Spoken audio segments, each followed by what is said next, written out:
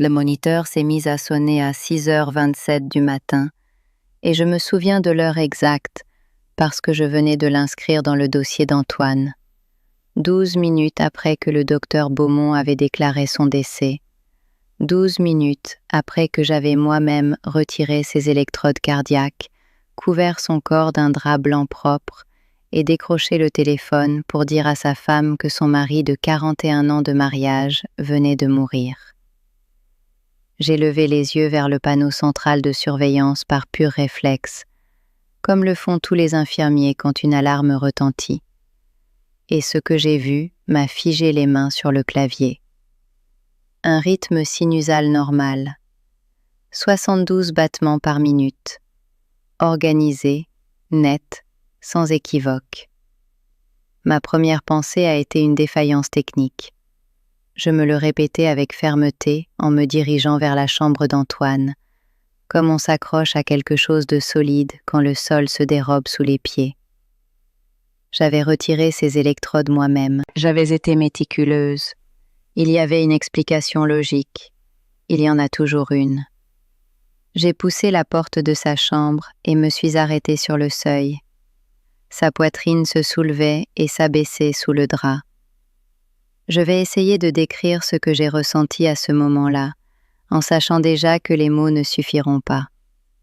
16 ans en unité de soins intensifs cardiologiques m'avaient appris à évaluer et à agir sans hésiter. Ce réflexe m'a complètement abandonnée sur ce seuil. Je suis restée immobile, les yeux fixés, l'esprit totalement vide. Parce que j'avais vérifié le pouls d'Antoine. J'avais vérifié ses pupilles. J'avais regardé la ligne plate se maintenir pendant 10 minutes entières avant que le docteur Beaumont prenne la décision. Son corps était en train de refroidir. J'avais senti les premières rigidités s'installer dans ses mains quand je les avais positionnées. Antoine Kellner était mort. Je m'en étais moi-même assurée. Je me suis approchée du lit sur des jambes qui ne semblaient plus m'appartenir, et j'ai posé 2 doigts dans son cou. Un pouls fort et régulier. 72 battements par minute.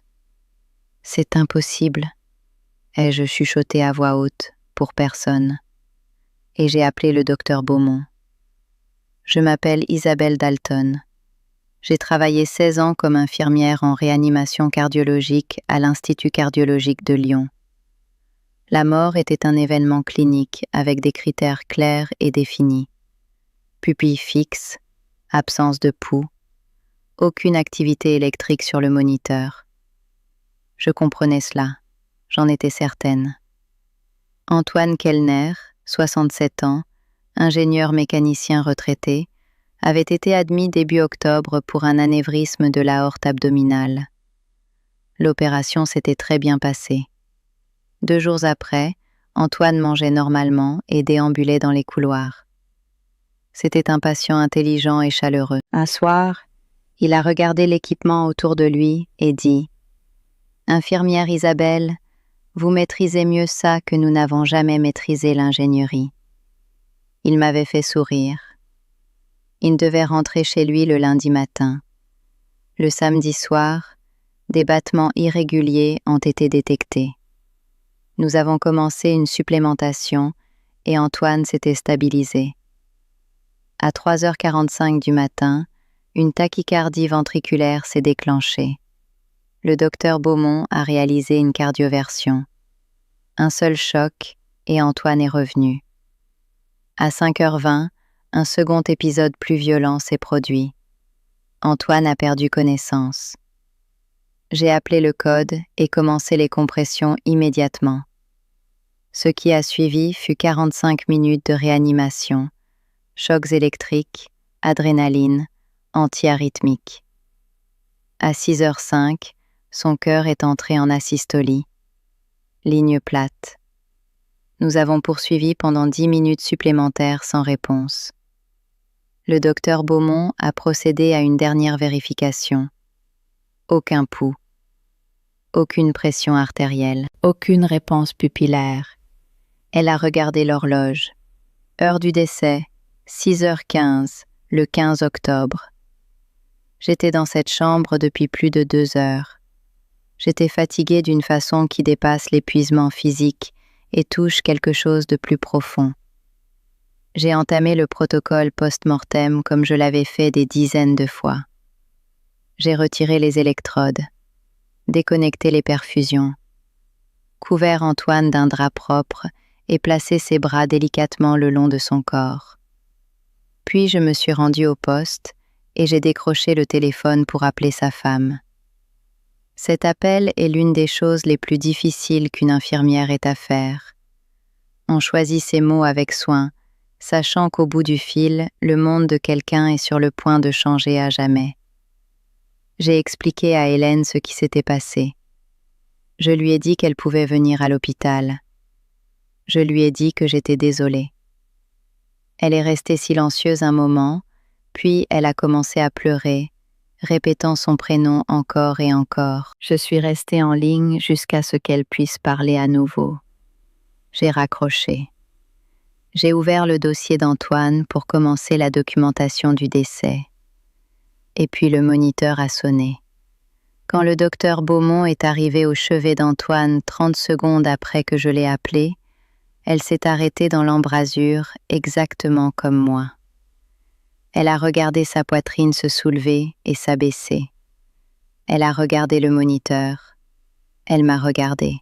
« Isabelle », a-t-elle dit doucement, « aide-moi à comprendre ce que je vois ici. » Je lui ai tout raconté, chaque vérification, chaque confirmation, chaque étape du protocole standard. Elle a hoché la tête une fois et a procédé à sa propre évaluation sans un mot de plus. Fréquence cardiaque, 72. Tension artérielle, 110/65. Saturation en oxygène, 94% en air ambiant. Pupille égale et réactive à la lumière. Et la température corporelle, 36,8 degrés Celsius. Normal. Comme si le refroidissement post-mortem que j'avais observé quelques minutes plus tôt s'était tout simplement inversé. Elle a secoué doucement l'épaule d'Antoine. « Antoine, vous m'entendez ?» Ses yeux se sont ouverts lentement. Il a regardé autour de lui avec l'expression de quelqu'un qui se réveille d'un sommeil très long et très profond. « Docteur Beaumont, infirmière Isabelle. » Il a marqué une pause, s'orientant. « Que s'est-il passé ? J'ai l'impression d'avoir dormi très longtemps. » Je ne pouvais pas parler, je ne trouvais pas un seul mot. Dans les heures qui ont suivi, nous avons soumis Antoine à tous les examens disponibles. Analyse sanguine, électrocardiogramme, échocardiographie, scanner, bilan neurologique complet. Chaque résultat est revenu non seulement normal, mais en réalité amélioré par rapport à ses valeurs avant l'arrêt. Les enzymes cardiaques ne montraient aucune trace de lésion, malgré près d'1 heure de réanimation. Son cerveau était totalement intact, malgré 45 minutes de massage cardiaque et 12 minutes supplémentaires après que nous avions déclaré son décès. L'arythmie qui avait failli le tuer avait simplement disparu, comme si elle n'avait jamais existé. C'est comme si son cœur s'était réinitialisé, m'a confié le docteur Beaumont, lors d'un moment tranquille, loin de sa chambre. Je n'ai jamais vu ça en 20 ans de cardiologie. D'un point de vue médical, ce dont nous avons été témoins ne devrait pas être possible. Dans l'après-midi, plusieurs spécialistes avaient examiné Antoine et les dossiers. Aucune explication. Aucune. Antoine lui-même était remarquablement calme. Le 2e jour de son retour parmi nous, quand il se fut reposé et repris ses esprits, il m'a raconté ce dont il se souvenait. Il m'a dit qu'il se rappelait la douleur dans la poitrine, la difficulté à respirer, puis l'obscurité, mais pas comme le sommeil. Différente, d'une façon qu'il avait du mal à exprimer. Il s'est senti s'élever. Il flottait au-dessus de son propre corps, regardant en bas vers la chambre, nous regardant travailler. Il pouvait me voir faire les compressions. Il voulait nous dire qu'il allait bien, que nous n'avions pas besoin de continuer à essayer si fort. mais il n'avait aucun moyen de nous atteindre. Il m'a vu couvrir son corps avec le drap. Il m'a vu marcher jusqu'au poste de soins et passer l'appel à Hélène. Il a entendu ce que j'ai dit. Puis il a vu une lumière, pas comme aucune lumière qu'il avait jamais vue. Chaude, a-t-il dit, et paisible, l'attirant doucement vers l'avant. Il a commencé à avancer vers elle. Et puis il a entendu la voix d'Hélène. Pas du téléphone, pas de n'importe quel endroit dans la chambre. Juste sa voix, disant son prénom, pleurant, le suppliant de ne pas partir. Et ce son l'a ramené. Je pense à ces mots presque tous les jours depuis lors. J'avais entendu des témoignages d'expériences de mort imminente auparavant, mais le récit d'Antoine était différent. Les détails précis qu'il avait décrits, moi le recouvrant du drap, marchant jusqu'au poste, décrochant le téléphone, s'était produit après que nous avions déclaré son décès. Si Antoine observait depuis un endroit, ce n'était nulle part dans aucun manuel de médecine. Qu'est-ce qu'on fait avec ça? Je sais ce que j'ai fait. J'ai cherché. J'ai lu sur le syndrome de Lazare. Mais les recherches ont multiplié les questions. Si Antoine avait été conscient pendant son arrêt clinique, que signifiait-il pour tous les autres patients que j'avais déclarés décédés? Avait-il peur? J'ai commencé à faire des crises d'angoisse pendant les réanimations. Chaque fois que je commençais les compressions, je me demandais s'il nous observait depuis quelque part. 9 mois plus tard, j'ai réalisé que je ne pouvais pas continuer. L'incertitude était devenue insupportable. 3 semaines plus tard, j'ai remis ma démission. J'ai dit à l'hôpital que je partais pour d'autres opportunités. La vérité était plus simple et plus difficile. Le cas d'Antoine avait changé quelque chose en moi à un niveau trop profond pour y travailler autour. J'avais passé 16 ans à construire une certitude sur ce qu'était la mort, et en 12 minutes, cette certitude avait été démantelée d'une façon que je ne pouvais pas réparer. Les soins intensifs cardiologiques exigent confiance et décision exactement dans les moments où je ne pouvais plus trouver l'une ni l'autre. Je suis passée en cardiologie ambulatoire. Consultation programmée, épreuve d'effort, suivi. Plus de codes, plus de lignes plates, plus d'appels à des familles qui attendent. Je dors mieux maintenant, c'est vrai. Mais je pense à Antoine tous les jours. Il a été renvoyé chez lui 5 jours après ce matin impossible, en parfaite santé. 2 ans plus tard, par des contacts communs, j'ai appris qu'il allait toujours bien, voyageant avec Hélène, passant du temps avec ses petits-enfants, intervenant dans des congrès médicaux sur ce qui lui était arrivé.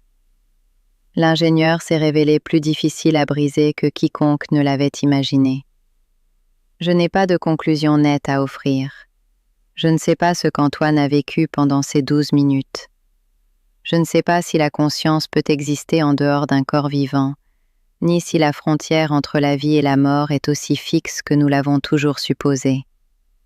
Je ne sais pas combien de patients en arrêt cardiaque en ce moment même, dans des hôpitaux à travers le monde, pourraient observer depuis quelque part, au-delà de la portée de nos moniteurs. Ce que je sais, c'est ceci.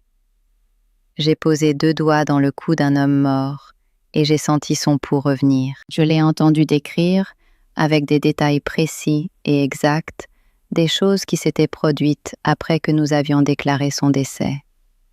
Et je n'ai jamais pu replacer ces 2 faits dans un cadre qui ait un sens complet. On peut aller vers un travail plus calme. On peut trouver un poste sans les codes et les lignes plates. On peut mieux dormir et remplir ses journées de routine. Mais on le porte avec soi. La question vous suit, constante et patiente, comme certaines choses le font. Antoine Kellner était mort pendant 12 minutes, et puis il était vivant. Et dans ces 12 minutes, chaque certitude que j'avais construite en 16 ans s'est silencieusement effondrée. J'essaie encore de comprendre ce dont j'ai été témoin ce matin-là. Je pense que j'essaierai toujours.